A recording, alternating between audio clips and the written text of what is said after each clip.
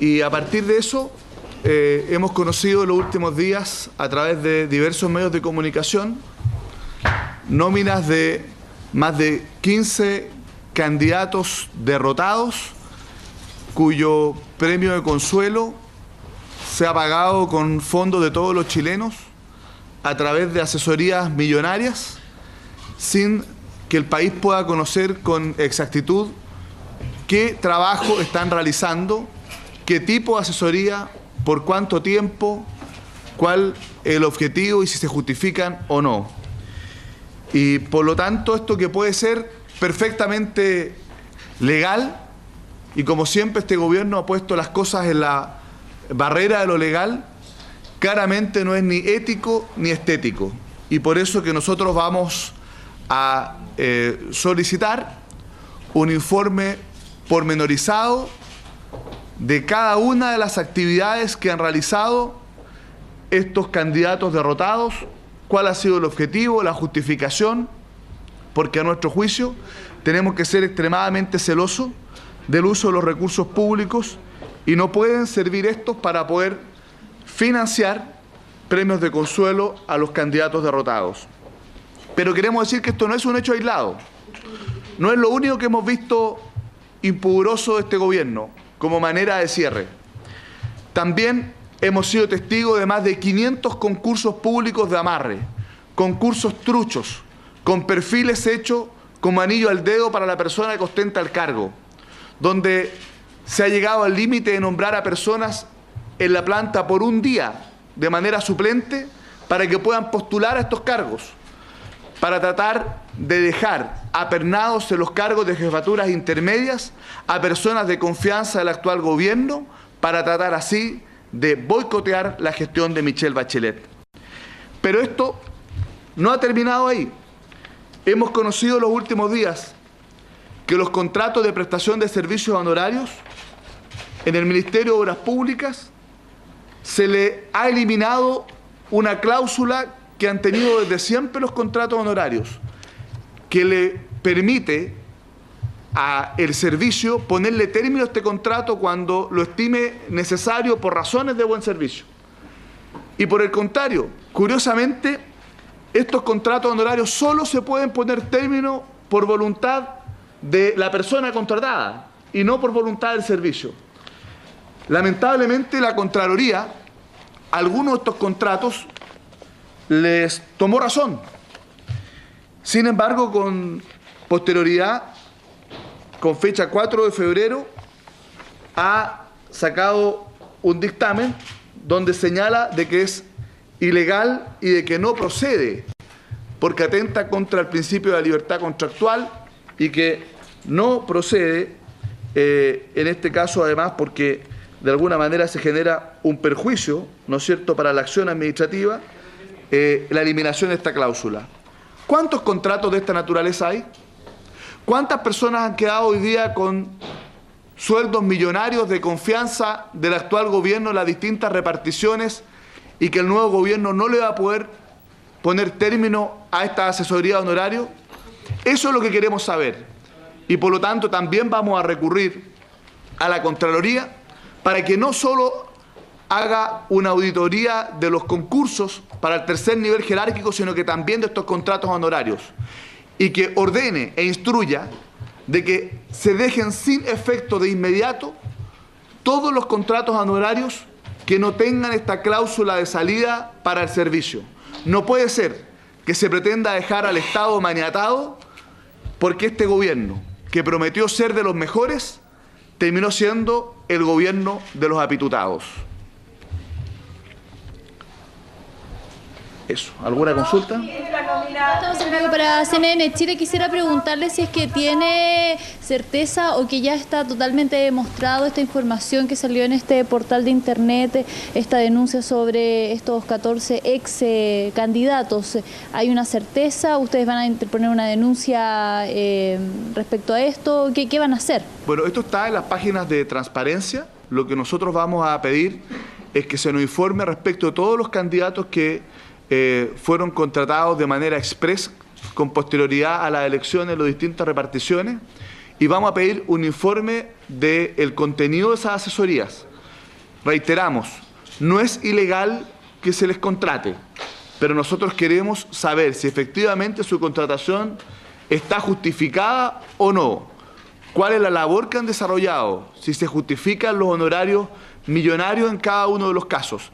Yo no quisiera aquí dar cada uno de los nombres, porque es probable que algunos de esos nombres efectivamente estén realizando una labor y una asesoría que esté plenamente justificada, pero tenemos la sospecha de que eso no ocurre en todos los casos. Por lo mismo vamos a pedir un informe detallado del contenido de esas asesorías. ¿Se han cumplido horario o no han cumplido horario? ¿Dónde están trabajando? ¿Quién cumplía esa labor antes de que se les contratara a estas personas? Porque tenemos la sospecha de que en muchos casos también se han inventado asesorías justamente para poder justificar estos pagos. Yo no quisiera entrar en una casa de brujas mencionando a las personas que están involucradas, porque lo que nosotros queremos aquí dar pie es a una investigación y no descartamos efectivamente que se constituya una comisión investigadora en el mes de marzo para investigar todo el proceso de cierre de este gobierno, que involucre la contratación de candidatos derrotados, la contratación a honorarios sin cláusula de salida, el traspaso de honorarios a contrata de los asesores de gabinete de muchos ministros y subsecretarios y, por cierto, también respecto a estos 500 concursos truchos que hoy día la Contraloría está investigando. Diputado, ¿qué confianza o qué garantía puede dar la Contraloría respecto, digamos, a la investigación que se le pueda solicitar, toda vez que ya tomó razón de un contrato donde el trabajador solamente podía poner término?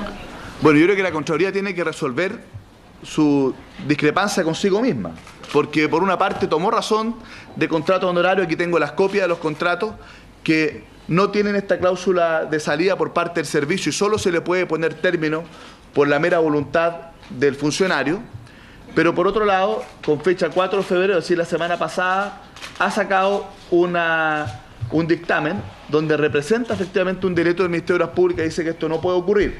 A mí me parece que lo que tiene que hacer la Contraloría en este caso es sacar una instrucción general, ¿no es cierto?, para todos los servicios públicos, señalando de que esto no procede y que todos los contratos que no tengan esta cláusula se tienen que efectivamente dejar sin efecto.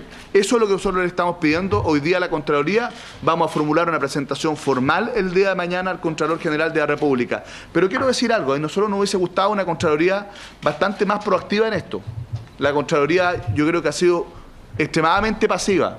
Nosotros nos reunimos en el mes de diciembre con el Contralor y con los dirigentes de la ANEF. Él lo que hizo fue solicitar información por escrito a los servicios. Algunos de estos servicios ni siquiera se han dignado a responder, pero hasta la hora no hay un pronunciamiento firme. Nosotros nos tememos de que al final la Contraloría actúe ya sobre hechos consumados y no actúe de manera preventiva. Eso a nosotros nos parece tremendamente perjudicial, porque aquí se está dejando de lado un conjunto de normas que costó mucho sacar adelante, como por ejemplo la ley del nuevo trato a los funcionarios públicos. Esa ley del nuevo trato ha sido infringida tanto en la letra como en el espíritu por el actual gobierno, a vista y paciencia de la Contraloría General de la República. Diputado, estamos en directo para Alternativa. ¿Le llama la atención la cantidad de funcionarios, en este caso del partido del presidente, que son de Renovación Nacional, aproximadamente 11, de esta lista que se ha entregado acá en una página de internet? A nosotros nos llama profundamente la atención y nos hace sospechar de que aquí hay una visión, de que el Estado es un botín, ¿no es cierto?, que sirve para repartir trofeos a quienes caen en combate, como fueron los candidatos de la derecha. Aquí hay una lógica de usar y abusar del aparato público. Yo creo que la manera en que está terminando el gobierno de Sebastián Piñera con estos contratos de amarres, con esta asesoría express, con reglamentos de amarre, como también lo vimos en el caso del consentimiento en materia, digamos, de contratos financieros, es bien parecido a cómo terminó el gobierno, el dictador Pinochet. A mí me parece que es la misma visión, la visión de tratar de estrujar hasta el último momento y hasta la última gota que ven como un verdadero cítrico para ellos, que es el Estado. Nosotros creemos que efectivamente hay que tener una visión totalmente distinta a eso, y por eso que nos parece no solo políticamente, sino que éticamente reprochable lo que está haciendo el gobierno de Sebastián Piñera a última hora. ¿No siente que también lo que está ocurriendo justamente con este tipo de contrataciones es un llamado de atención también para usted, para sus colegas del Congreso, a que se pueda legislar en materia de elección sobre cuál es el rol que deben cumplir los candidatos que pierden que terminan las elecciones?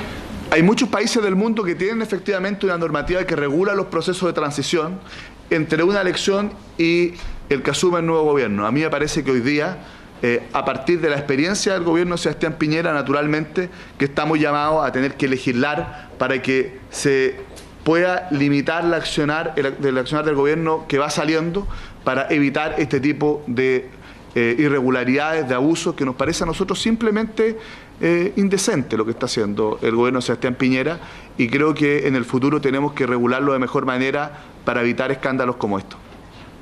Diputado, entonces esta función fiscalizadora se va a mantener incluso terminado el gobierno de Sebastián Piñera. Por supuesto, recordemos que nosotros tenemos plazo para incluso ejercer acusaciones constitucionales hasta 6 meses, respecto a los ministros hasta 6 meses después, ¿no es cierto?, del término del ejercicio del cargo. Por lo tanto, nosotros en el mes de marzo, cuando se inicie la nueva legislatura, porque el 11 de marzo de pleno derecho terminan todas las comisiones investigadoras, vamos a presentar una solicitud de comisión investigadora para analizar todo lo que ha sido el cierre del gobierno de Sebastián Piñera desde el punto de vista administrativo, que a nuestro juicio está lleno de irregularidades.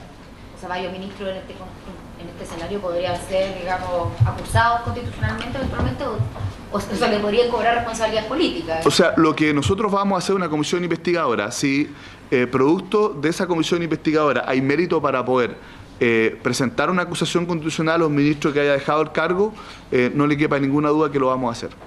¿En qué ministerio, en qué áreas se concentran mayormente las irregularidades? ¿Ministerio Interior? No sé, ¿en qué repartición? Digamos, porque estamos hablando de responsabilidades políticos. Sí, desde el punto de vista de los concursos a la medida, el ministerio que lleva el liderazgo en esto es el Ministerio del Interior. El Ministerio del Interior tiene casi 200 concursos que ha hecho, a nivel central como también en las distintas intendencias y gobernaciones, donde se han vulnerado un conjunto de normas, donde se han hecho concursos a ciegas, donde solo personas que tengan información previa pueden saber en qué región, en qué cargo, a qué grado están postulando. Solo personas que tengan información que no está publicada a través del portal. O sea, se ha llegado a ese extremo. También yo he dado el caso de la Secretaría General de Gobierno, donde para el jefe del Departamento de Bienestar se exige que sea solo un periodista. Yo sé que los periodistas tienen muchas capacidades, pero ¿por qué solo un periodista puede ser jefe de bienestar y no, por ejemplo, un administrador público, un asistente social? Y la verdad es que la persona que hoy día ocupa ese cargo es un periodista. Y además se le exige como requisito experiencia como jefe de bienestar. O sea, ¿cómo no va a ser un concurso hecho absolutamente a la medida para la persona que hoy día está ocupando ese cargo?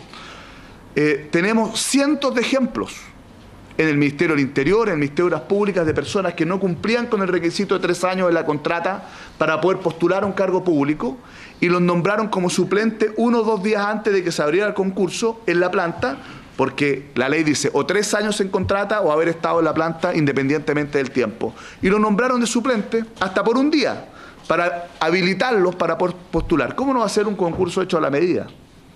Eso, a nuestro juicio, es algo que tenemos que investigar en profundidad, y tenemos que dejar sin efecto todos estos concursos, porque lo que pretende el gobierno es dejar copado las jefaturas intermedias, dejar amarrados a sus asesores, para que el gobierno de Sebastián Piñera no tenga la posibilidad de poder trabajar con personas de su confianza, que estén comprometidos con su programa de gobierno y que le pueda responder adecuadamente a los chilenos. Diputado, la concertación no hizo lo mismo en nuestro periodo anterior.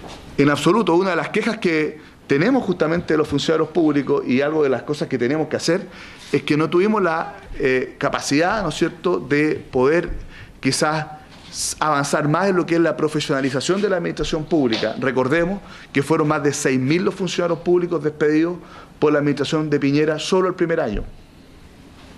Diputado, respecto al caso específico de Pablo Saraquet, y la denuncia que ha hecho la democracia ¿Por qué cree entonces usted que él les dice que esto es una trampa de la nueva Pillería para encubrir o tapar el problema que ha tenido con la designación de los subsecretarios del gabinete de la próxima presidenta? Bueno, a mí me gustaría que Pablo Salaquet explicitara y explicara de mejor manera cuál fue su asesoría, cuál fue el contenido de la asesoría. Hasta la hora no ha sido capaz de decir al país en qué consistió la asesoría que hizo al Ministerio de Salud.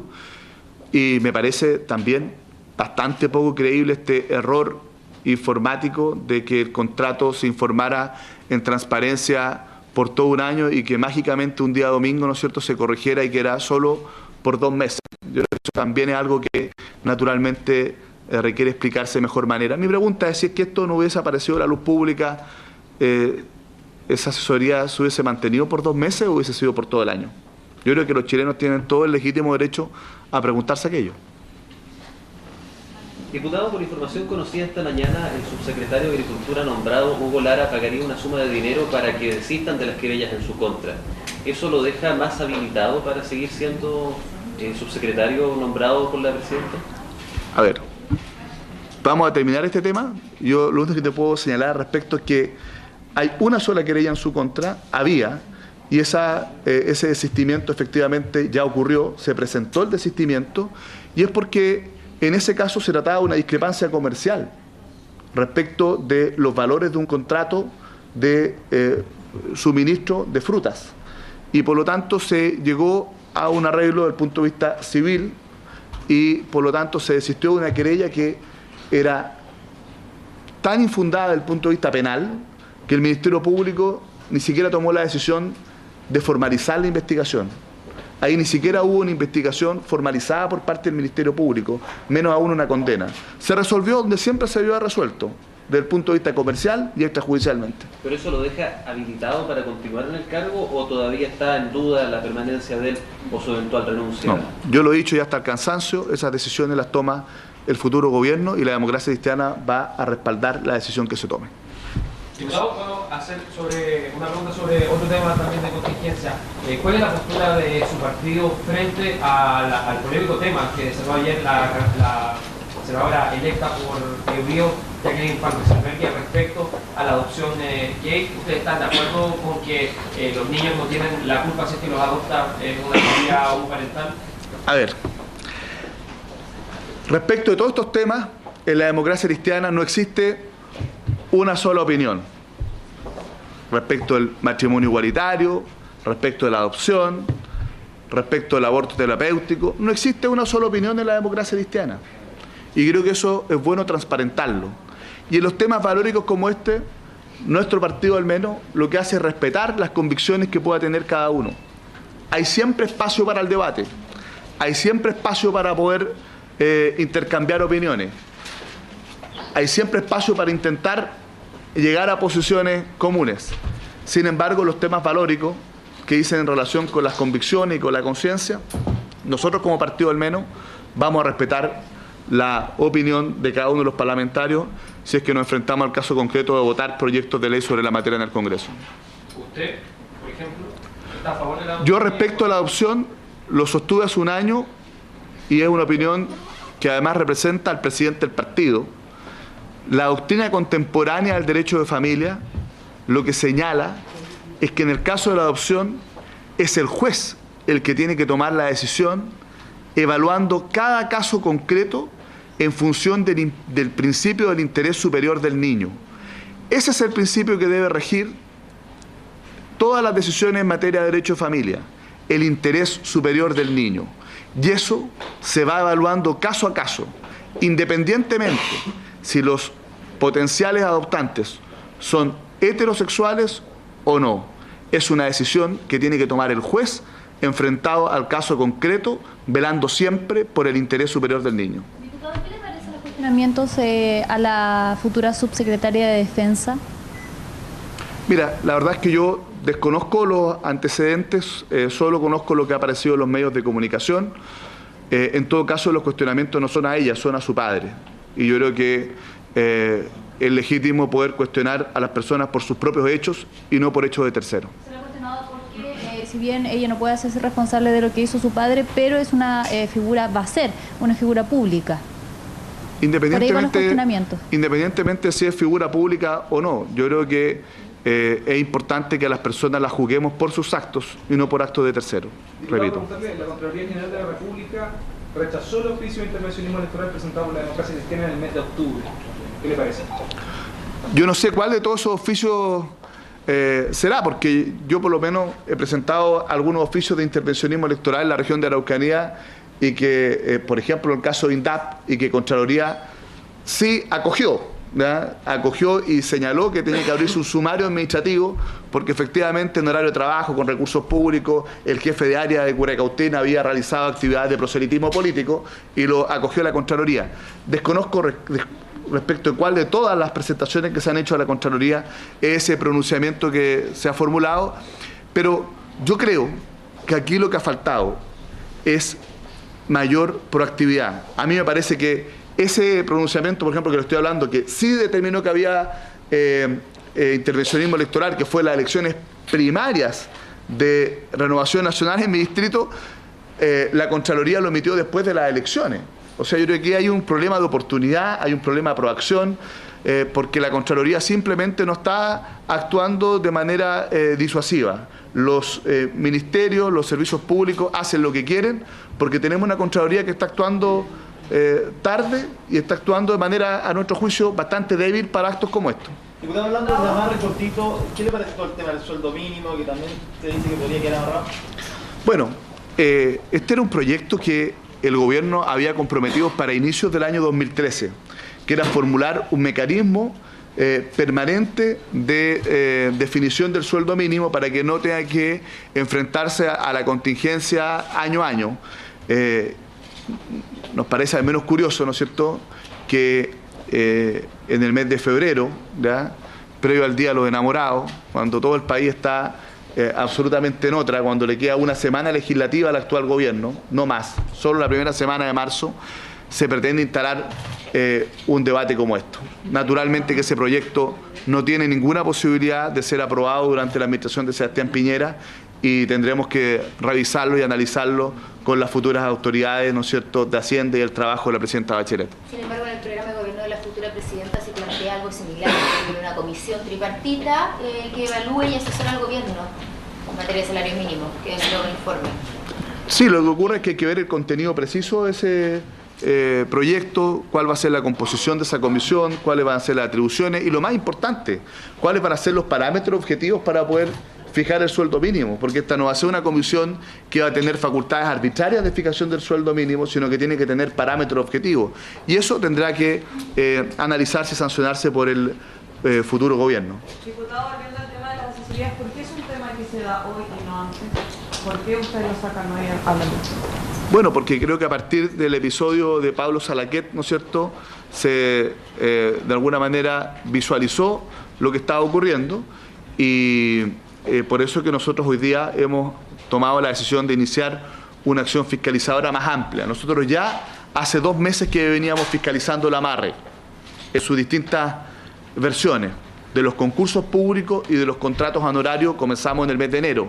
Ahora tenemos, además de los amarres, que tener que fiscalizar lo que el diputado Silver ha denominado las becas Piñera, ¿no es cierto?, o los premios de consuelo a los candidatos derrotados. Y eso va a ser objeto de una comisión investigadora que vamos a presentar para la aprobación de la sala de la Cámara inmediatamente iniciada la próxima legislatura.